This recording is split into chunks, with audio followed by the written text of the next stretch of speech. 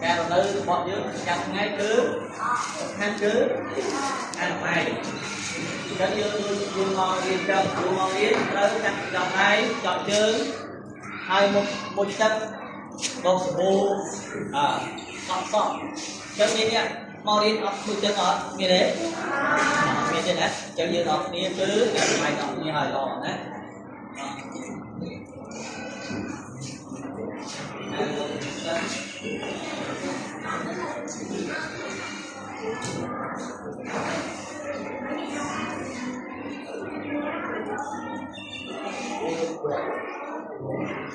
còn trên mạng người đi ra thì có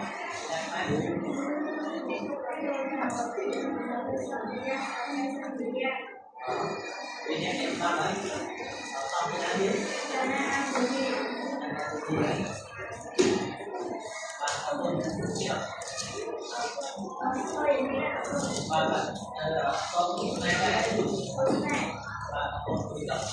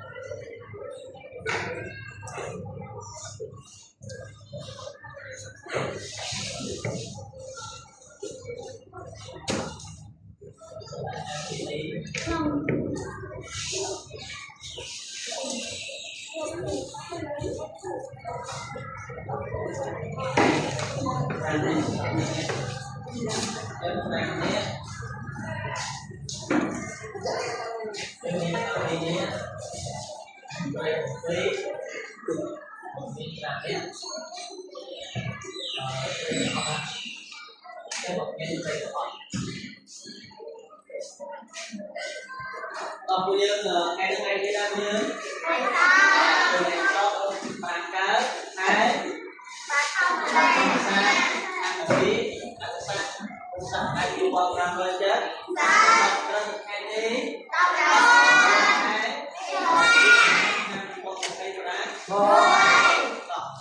dan kemudian dikasih dua dan batang tahu ya dan kemudian dương ông em mơ thì cả kia dương này mồm đó đã rất là thanh nhớ làm ấy sáng đi mua với tiên sa làm đi rồi nghe dương kilo phải nghe rồi ông tiên này cũng được kilo lớn chấm ông tiên không đi đến này sáng vào rồi nghe kilo tăng mơ kim to trở lại có dư ở trong cái luôn lại để họ tôi gọi là bốn tôi tay để mày còn luôn đấy tôi nói rất con thiên đây là vùng luôn á sao để cả nhé con thiên trong con thiên còn anh kia kêu lớn kia thì rồng ba con ba rồi thứ thì sao hả và rồi từ sau nếu như ai xem đầu kia mà đây kia bằng phí rồi đây kia bán bằng gì rồi được á đây là nhỏ học nhé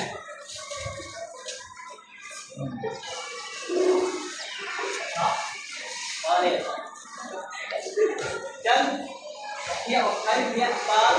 và rồi táo không tiếp dân khi mà như tùng đua thì đi cay giờ ta còn á chứ không thấy như tùng đua cay ta không tới tới rồi thấy người ta sửa tên người muối này cái trong bao đó như sửa cái tên người mà nhưng mà lại những thứ như thế nó tôi người nè tới một việc sao mà cho một bài mà sao một bài rồi nè dùng thế nè long một cái đúng tới nè tới được bao tới mà nè giống như tôi nói với cô ấy tôi đó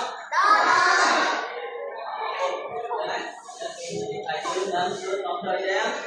để học gì cái như này đó nhưng mà xa to thì biết đến dấu dân này các con đây là địa liên họ biết chứ có cái này đồng hồ miền Hải Nam phíaสำหรับเด็กๆบุญหลวงน้ำมวยอยู่โน้นเด็กจังมาแท้ตบมวยพอตบทั้งหมดตัดเนี่ยส่งไปนะจังภาษีนะจังตบมวยมีสักมาเนี่ยจังhai cái kia nè mวยkia hai tháng không ai kia học tiếp miền hai cũng tiếp tóc nắng sang phí nè cho miền hai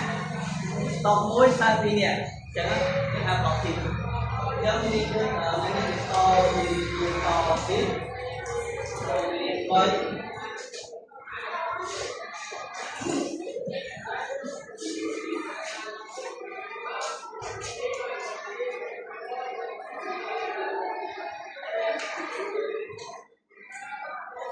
nhớ đi học phí học tiếp nó chưa phải giờ đến thứ nó chưa có học tiếp cũng không phải biết anh ta học gì chắc em ngay có đi anh ta đôi điểm nó tay cái nó đi đến học tiếp cũng không phải biết anh ta có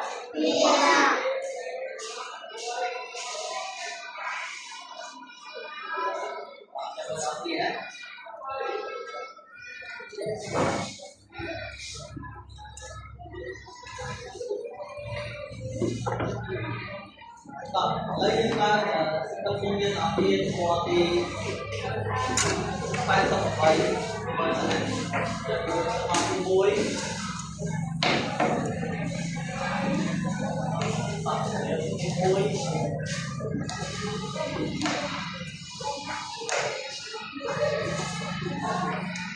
còn một cái cũng giống như một cái miếng con này con cũng hơi gì đấy chỉ cộng cho một hàng như một cái gói thì chỉ cộng cho một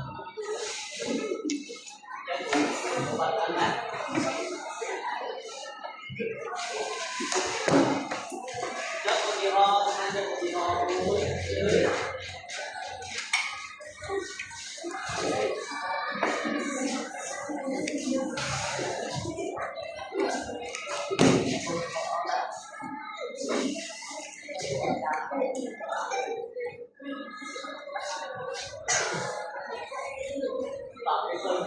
chắc cũng đi mò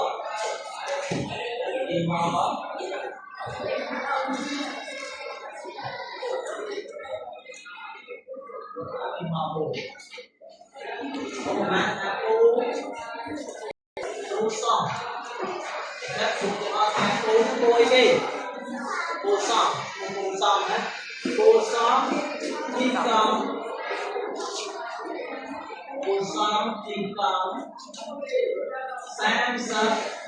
thì đồng hãy coi ra dắt về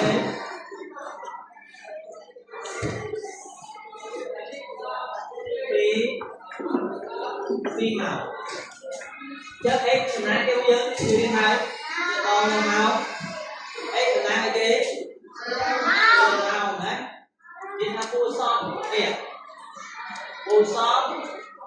in công sang sắp km và là kêu phí màu sang sắp km đấy được đấy này đấy chất con ta đây là liên phí màu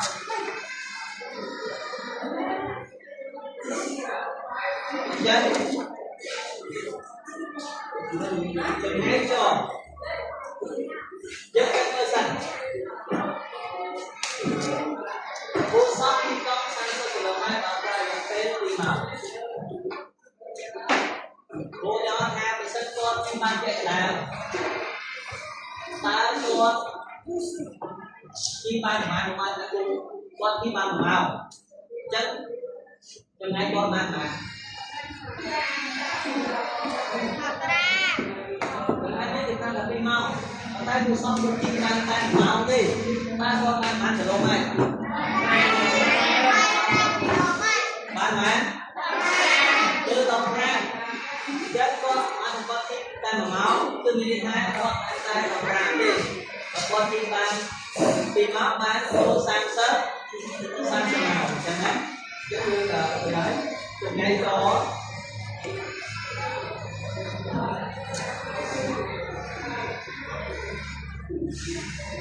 em cho sang xong km nhập về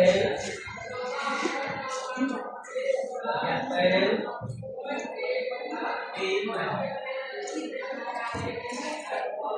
nếu như mới không cái cũng quỳ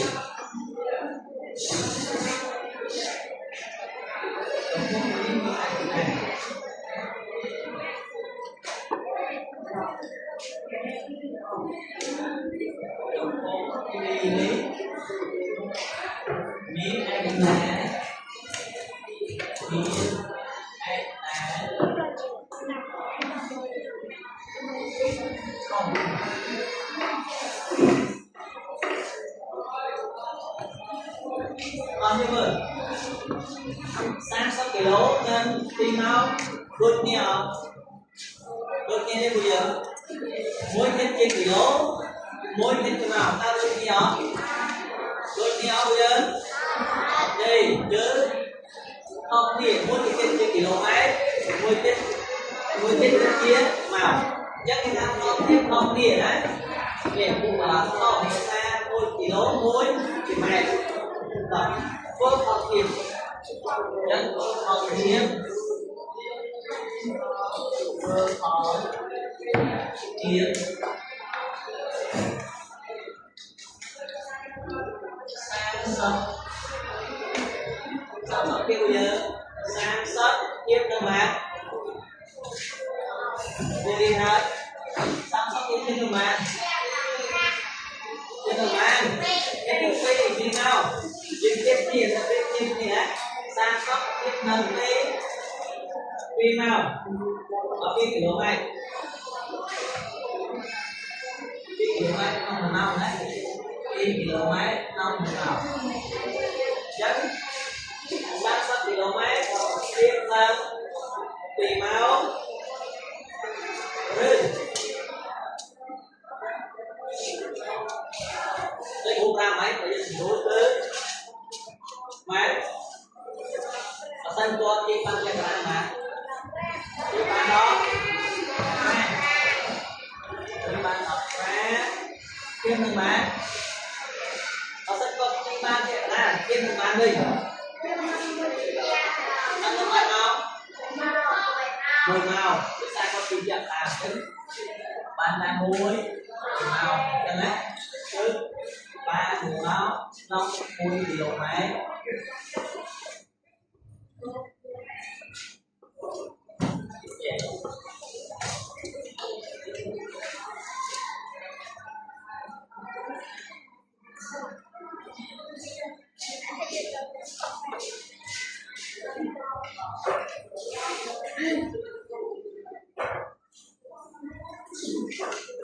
giống như này xây dựng cái mặt này sớm anh đi ba nó anh sẽ với những anh sẽ chia sang sớm thì lô máy tiếp ăn đi lớn và ta đi xây dựng cái về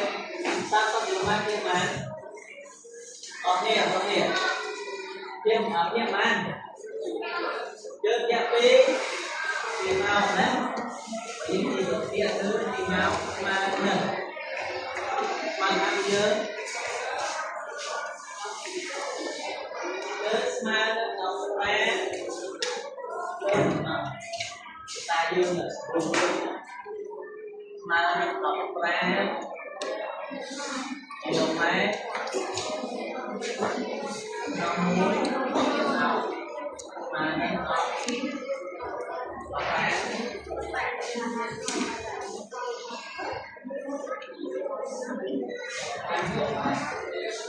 rất tao nhận này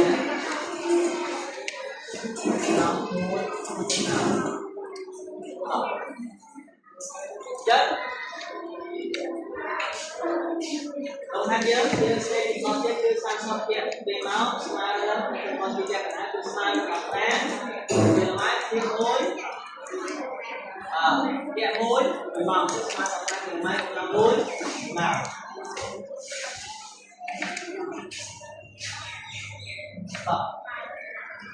có nên biết con đấy còn hai mươi tiên là ngấn và sẽ thế đấy đồng hành một tiên như thế một thọ từng tí là mình bài còn đấy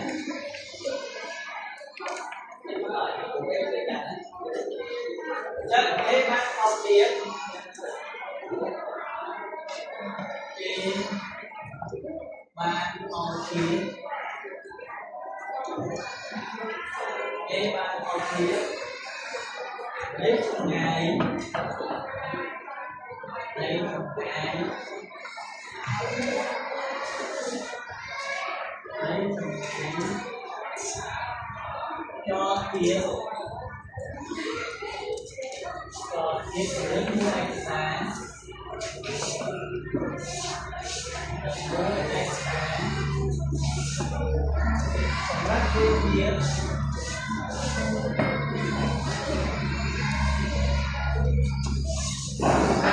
tiếng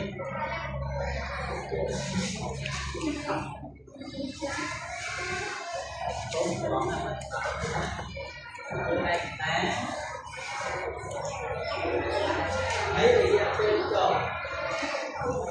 ấy thì cho áo kia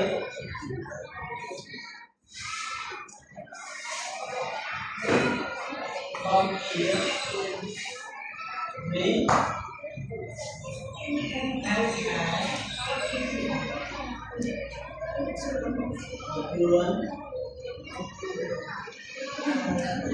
áo dài cuốn biết đây là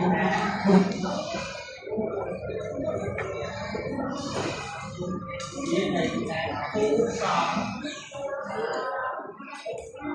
chiến sòng đi trong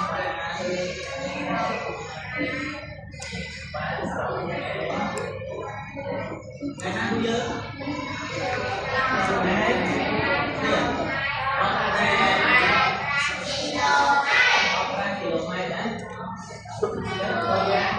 nó nhập lên mà còn ăn được mai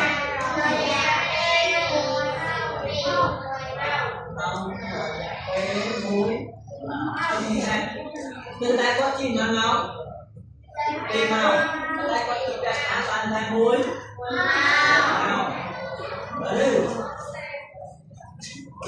không? Red km năm muối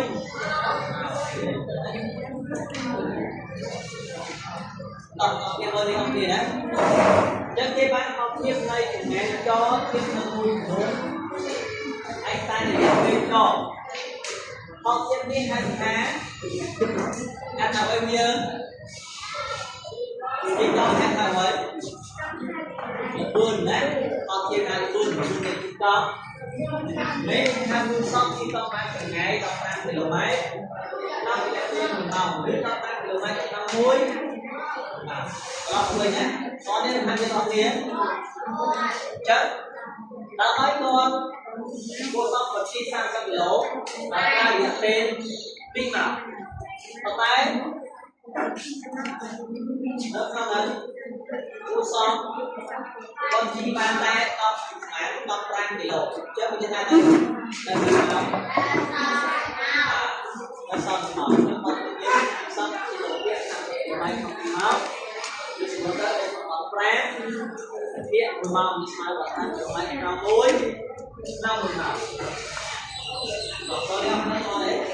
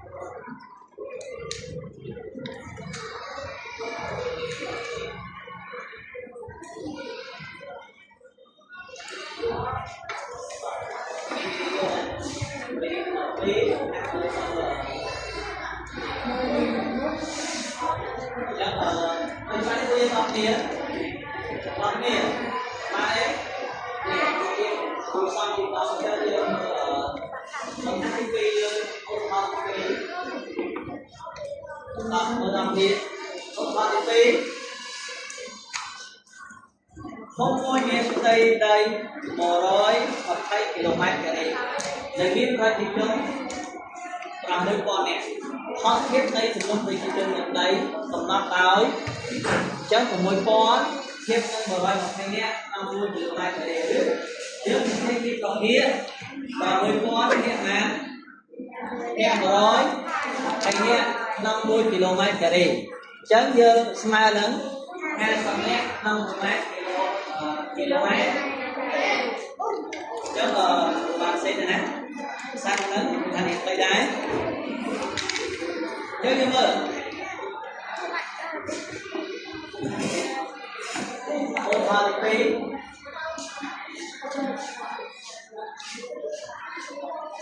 đặt cạnh á chứ một hoa đi phí thì học nhiều hơn nè hoa đi phí liên hệ còn môi con ấy cái môi con bây giờ môi con đi ai kia đi cái chọn và môi con cái mà rồi thấy thành nghiện chắc là một thanh nghiện 50 km đi ha ăn nhớ thì thế không mua những cây này tư rồi một tay km này chắc đây cái nước như của muối con nè chứ không cái nước mới nhớ xây dựng một cái bánh rồi chứ nào giờ nhưng ăn như mà đọc nè chứ cái vô kia không cái vô kia môi con môi con chứ mà rồi phơi nè và phơi chưa kilo mét rư mà dùng mua ra mà sắp nè 50 km cho người ta đây rồi 20 km trở đi là gì trốn rồi chất 50 km trở đi chứ hiện tại nghe sân nhé 50 km này dừng rồi đấy mà đó nghe sớm nét 50 km này tiến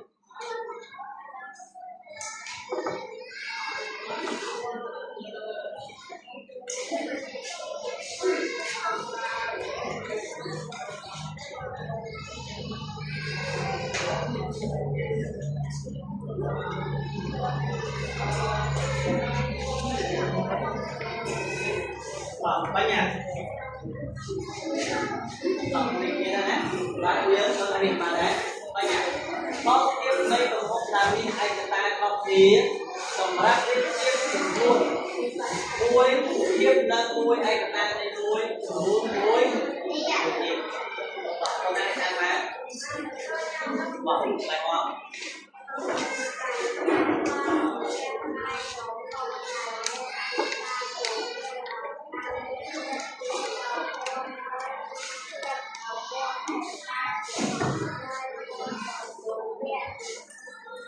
bạn ở con của chọn tỏ con ai ăn thiết hả mà xử lý nộp chân này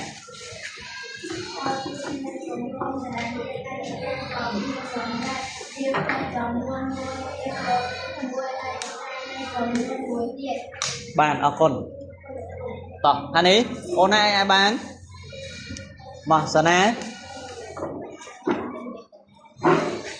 ăn lư tí nè ăn lư ấy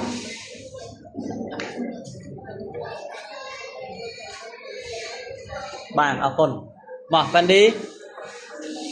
ăn lư tí nhé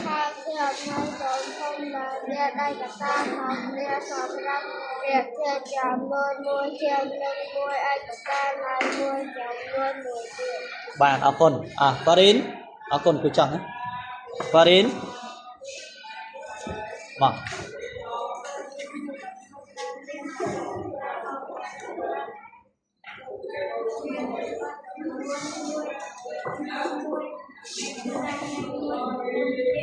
bạn ở con xong hàng cõi mà sum rô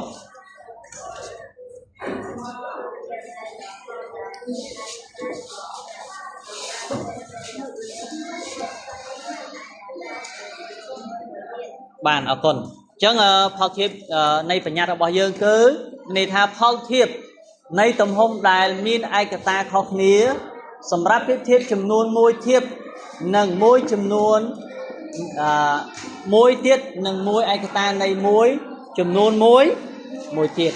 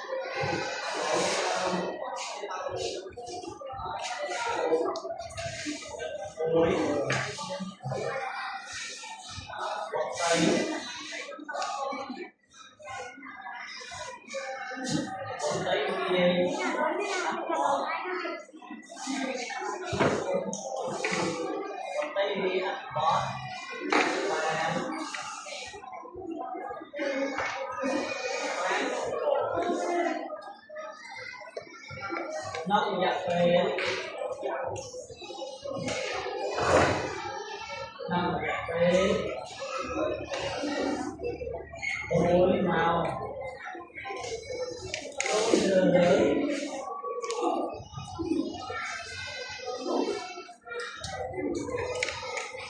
cho trời trong lại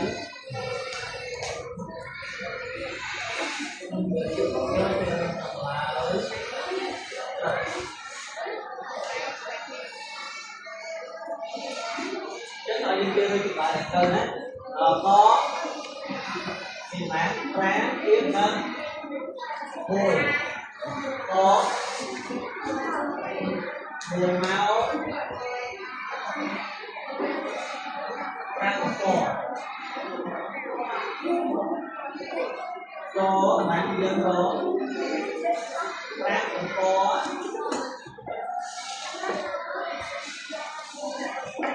năm muối cố muối cũng có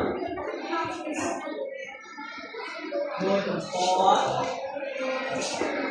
nó ráng cái bơ này là phía đó hai mươi điểm cái cái vòng này chơi nó cũng lại qua đây cũng lại chơi với thì nó có ồ ta cũng lại hay là tới cái gì lại nó đấy một tay kia là con là xe con đấy ta đang tốn co dẹp bên mà dẹp bên mà ta có nước một tay một tay mà nào chắc cho những người đưa trở lại rồi vì có miên một chắc là cái gì chưa có brand hiện đơn phủ ta sẽ đi đó người máu hiện brand tốt của chân ta phải có năm muối nào có một muối có năm brand vào đây là cho ăn đó đây của rồi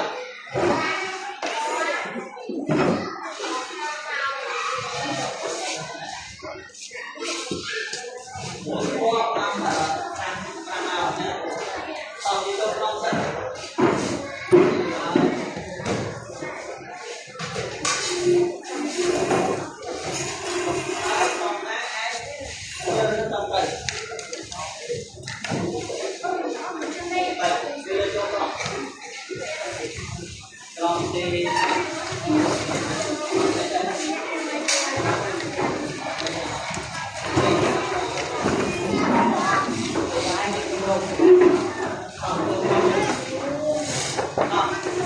xe tay chúng tay mang này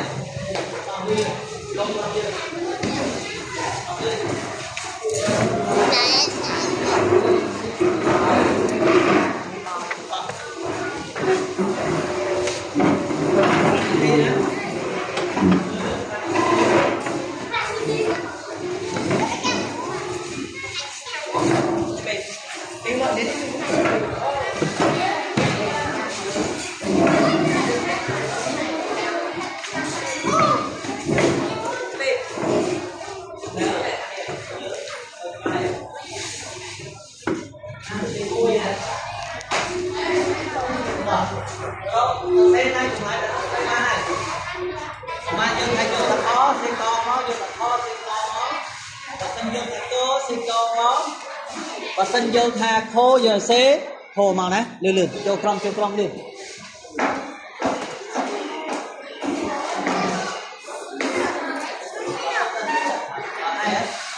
tầm hai vô một bên đó rồi để lên cho máy tay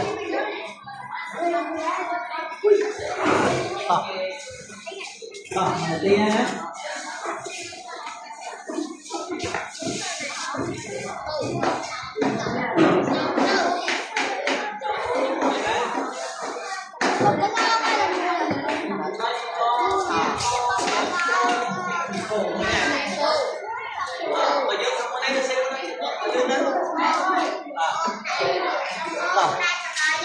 xe chấm lại vô rồi xe có kho xe vui mà vui này to lươn đấy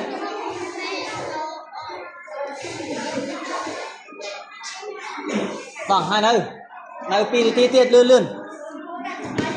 xe chấm lại vô mà nè dương chơi rơ vô ngồi của cái có kho được co nè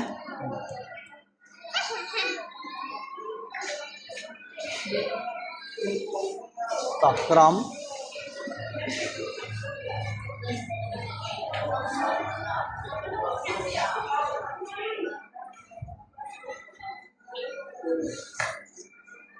tỏ lươn tỏ mau vào tao bắt lươn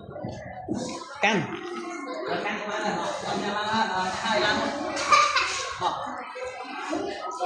saya kita mau lươn tỏ hay tỏ con đi bay ra đi bay đó đi bay tỏ con đi mua hay đấy đến đây bay xe mai em có bao giờ nó thua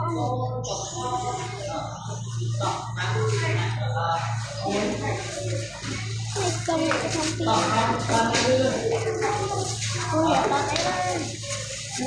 đấy à mẹ bao tao mai bao rồi được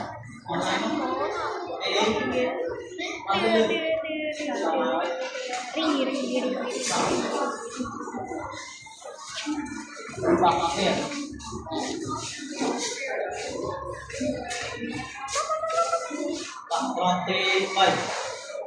con mau ai lên Lang di bay besia.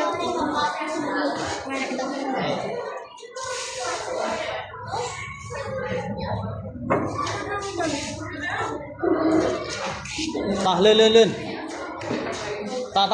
ban nó mau này này rồi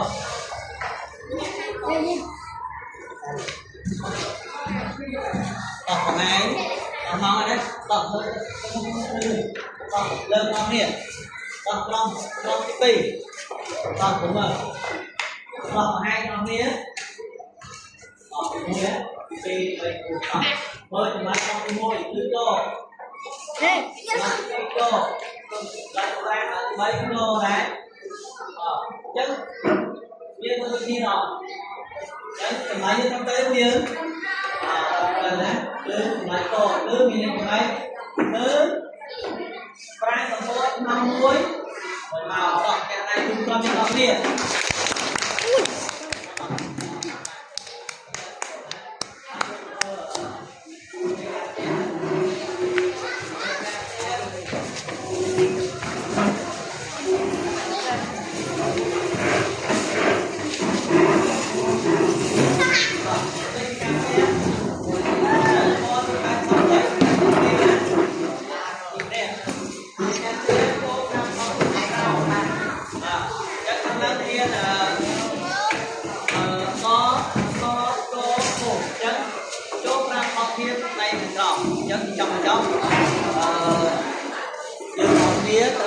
thịt á, cây cá, té, nâng chuối, con hai dương giá, còn thì cùng họ đi, bắt xong rồi quay, cùng hai linh phi nữa, chân ấy, cùng hai dương còn đi nữa, cái cá té còn đi nữa, con tay với cùng hai đi, linh phi, hai nâng chuối thì cạp té, cùng hai dương té, rồi ọt đi, chân ấy, chân cái cạp té cũng lấy. Toàn đây bây giờ toàn đấy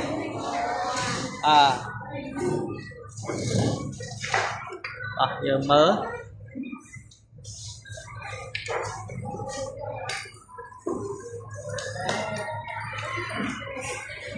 toàn cùi tam tộc dương vĩnh cùng rồi area bot của dương